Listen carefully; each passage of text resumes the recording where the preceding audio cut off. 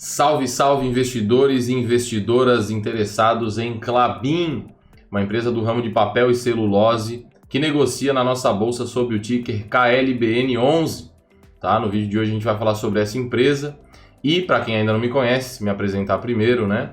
O meu nome é Vitor, eu ensino as pessoas a investir com mais segurança e mais rentabilidade, principalmente nos mercados de renda variável, que é o melhor mercado para se investir, para quem sabe o que está fazendo, logicamente, tá bom?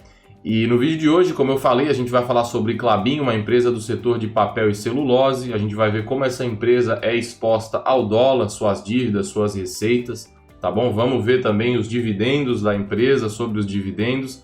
E no final a gente vai ver se a empresa está cara ou barata de acordo com os fundamentos da empresa, né? Comparando os lucros, o patrimônio da empresa com o valor de mercado. Lembrando que por aqui a gente acredita que para investir com segurança, né, com base estatística, eu posso afirmar isso, que é a estratégia que funciona na bolsa, a gente precisa sempre comparar o preço com o valor, tá? Não é só seguir uma historinha bonita para investir nas empresas, mas sim comparar a probabilidade dessa empresa continuar gerando lucros, logicamente, né? A recorrência desses lucros é importante, mas sempre comparar esses lucros com o valor de mercado para dizer se uma empresa está cara ou barata. Quem compra empresas caras vai ter um resultado ruim no longo prazo, quem compra empresas baratas tende a ter um resultado melhor, beleza? Mas sem mais delongas, vamos direto ao que interessa aí, porque eu preparei uma apresentação para esse vídeo que ficou bem legal.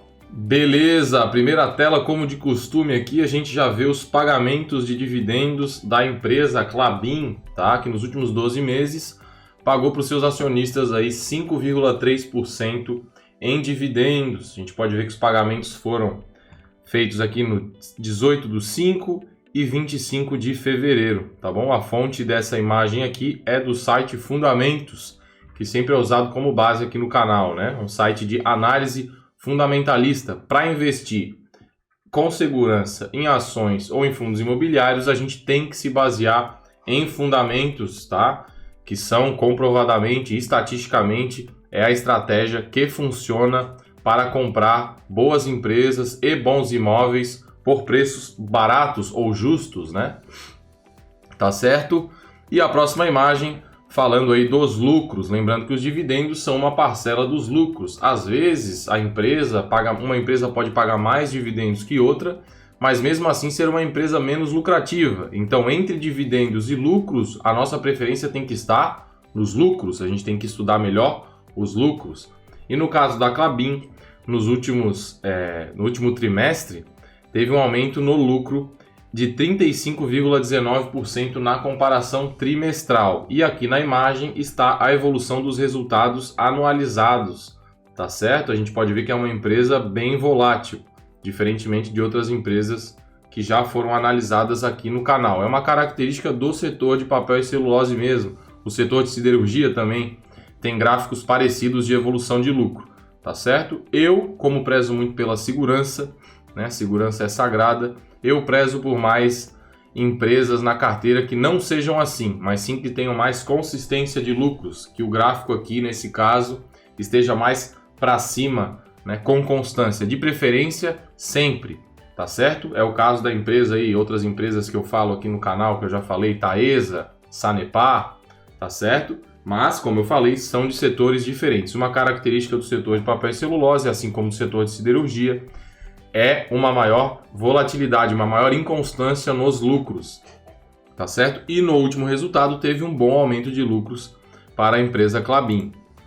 Tá certo? E os lucros, eles vêm de dois lugares, né? Ou ele vem da evolução das receitas, que é o caso aqui da Klabin também. A gente vê que a evolução das receitas da Klabin é consistente, né? Ao longo do tempo aí, a empresa, claro, né? Tem certos percalços ali no meio do caminho, mas de uma forma geral, aumentou com consistência assim as suas receitas. O que muda é a margem, tá certo? É a velha história do pipoqueiro, tá? Que inclusive eu falei em outro vídeo recentemente, né? Tu pode aumentar o teu lucro de duas formas. A primeira é vendendo mais, né? No caso de empresas, né? Vendendo mais. Tu vende mais, ao invés de vender 100 pipocas, o pipoqueiro vende 200 pipocas. Se ele conseguir manter os custos controlados, ele vai aumentar o lucro dele. Ou então ele pode vender as mesmas pipocas, porém reduzindo custos, né? Ou então cobrando mais, agregando mais valor. Nesse caso, tem aumento de margens, tá certo? No caso aqui, o aumento de lucros derivou tanto do aumento de receita, que subiu 23,64% na comparação com o mesmo resultado do último trimestre. Isso também é importante, tá? Comparar sempre resultado com resultado, principalmente em empresas cíclicas. Tu não pode comparar o segundo trimestre com o primeiro trimestre, tá certo? Às vezes outras empresas como Lojas Renner, por exemplo, né? Empresas de varejo, é claro que o resultado do quarto trimestre de uma empresa de shopping centers, por exemplo, vai ter um resultado melhor do que o resultado do segundo trimestre, né? O Natal, o final do ano, o 13º salário aqui no Brasil, né? Clássico, sempre vai causar um resultado melhor. E aí, se tu faz uma comparação sem ser com o mesmo trimestre, tu vai estar prejudicando a tua análise, tá certo? E a evolução das dívidas da Klabin também, no longo prazo, elas têm aumentado. A Klabin, que é uma empresa que tem um pouco de exposição ao dólar também, né? Um pouco não, bastante, tá certo? Então, parte desse aumento de dívida, principalmente a partir aqui de 2019, foi porque o dólar ele subiu. E aí, como a empresa tem o resultado apresentado em reais, ela tem que ajustar ao câmbio, tá certo? Às vezes uma empresa, ela nem aumentou as suas dívidas, mas como a dívida dela é em dólar, é em outra moeda, no resultado acaba tendo um efeito simplesmente porque a dívida mudou por causa do câmbio, né? Se ela devia $100 em 2019, ela pode dever os mesmos $100 em 2022, mas o dólar hoje vale muito mais frente ao real do que naquela época e por isso tem que ser feito o reajuste, tá certo? E para quem chegou até aqui, eu sempre peço aquele like na parceria, caso já tenha ouvido alguma coisa nova, aprendido alguma coisa interessante.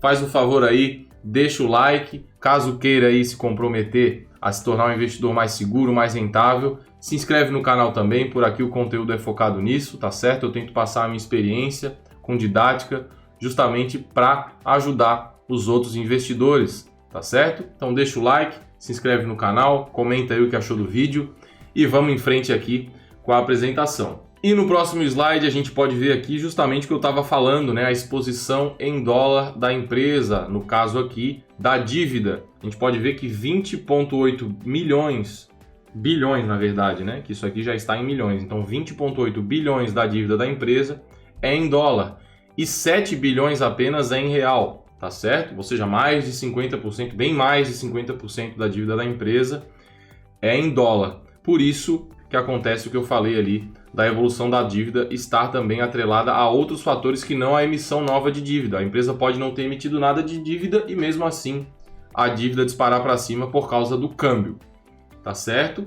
E a receita, tá certo? Aqui a gente pode ver aqui no segundo trimestre de 2022, 44% da receita foi no mercado externo, ou seja, né, atrelada a moedas no exterior. A maioria em dólar, tá quase 100% em dólar. E 56% ao mercado interno aqui em real. A exposição da dívida da empresa nesse caso, né, comparada a outra empresa do mesmo setor que é a Suzano, está bem mais descompassada.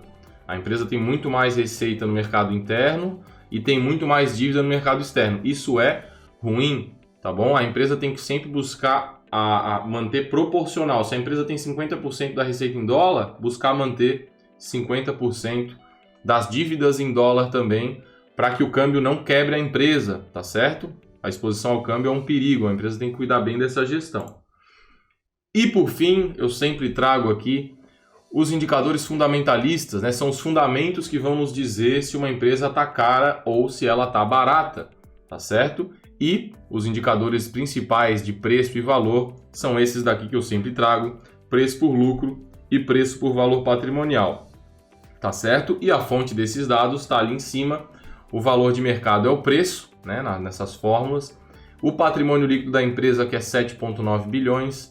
E o lucro líquido dos últimos 12 meses, que é 3,9 bilhões.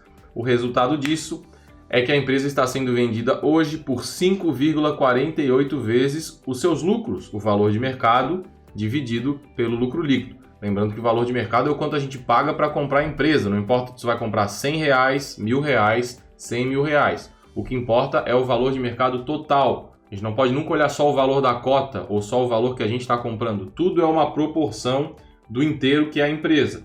e a empresa como um inteiro é isso aqui que a gente está vendo, tá bom? 21,6 bilhões de valor de mercado e 7,9 bilhões de patrimônio líquido.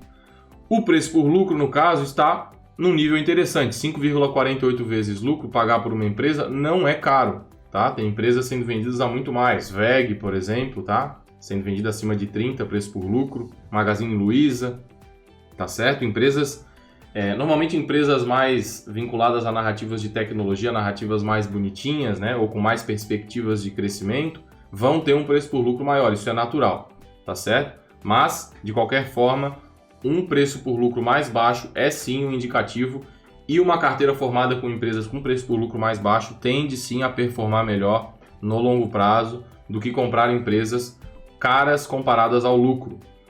E o outro indicador de preço é o preço por valor patrimonial, lembrando que valor patrimonial é o ativo sem dívidas, tá certo? Não é o quanto a gente tem, não é porque o cara tem uma casa de 500 mil, um carro de 200 mil, que tudo aquilo é a riqueza dele. A gente tem que sempre ver o líquido, o patrimônio líquido de dívidas, tá certo? Então, por isso que esse é um indicador de preço principal, e não um preço por ativo, né, ou outro indicador.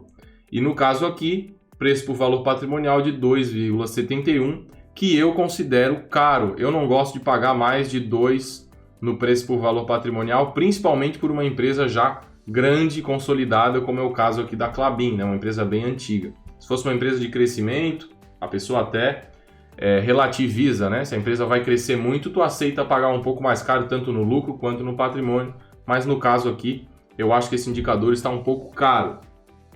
E por último, um indicador que não é de preço, tá? Não dá para dizer que uma empresa está barata ou está cara com base no ROI, que é o retorno sobre patrimônio líquido, né?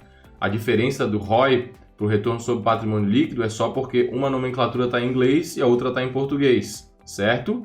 Quando vocês virem ROI, R-O-E, na verdade é Return on Equity. E Return on Equity é a mesma coisa que retorno sobre patrimônio líquido. Equity, que vocês provavelmente já ouviram falar, né? O próprio Flávio Augusto, que é um cara que eu gosto bastante, né? Um gestor brasileiro aí famoso, ele fala muito da importância da gente ter participação em equity. É justamente por isso. O acionista tem participação no patrimônio da empresa e direito aos lucros da empresa também. No caso, nos últimos 12 meses, a empresa Klabin foi muito eficiente, gerou para cada R$1 de patrimônio 49,5% de retorno, ou para cada R$100 de patrimônio líquido, a empresa deu um retorno de 49,50 centavos, 49,50 reais, né? De lucro líquido. O retorno sobre patrimônio líquido é o lucro líquido dividido pelo patrimônio líquido, certo? E esse foi mais um vídeo aqui no canal. No final, sempre faço o convite para o meu intensivo gratuito de investimentos, tá certo? Para de perder tempo, ficar perdido, seguindo dica, tem que aprender a investir com independência, com alguém que sabe investir e também que tenha independência, tá certo? Para quem não me conhece ainda direito, eu tenho um livro publicado, né, sobre análise fundamentalista, tenho, né, o meu projeto de educação financeira, que é a Semana Viver Dividendos, que já atingiu mais de 20 mil pessoas, são 3 aulas ao vivo, sou certificado pela Ambima há mais de 10 anos, tenho certificação também CNPI da APMEC, já trabalhei no mercado financeiro, ainda trabalho, né, sou conselheiro no estado aqui da Previdência dos Funcionários Públicos do Estado, porque eu também sou um investidor comum como vocês, eu tenho meu trabalho, eu poupo meu dinheiro e eu invisto meu dinheiro, tá certo? Porque é assim que se alcança segurança e liberdade financeira. Caso tenha interesse, no meu intensivo gratuito, o link está na descrição do vídeo, se Deus quiser a gente se vê lá, tá certo? Obrigado pela audiência, esse foi mais um vídeo aqui no canal, quem não deixou o like, deixa o like aí, compartilha com um amigo, comenta o que achou, e a gente se vê no próximo vídeo. Valeu, tchau!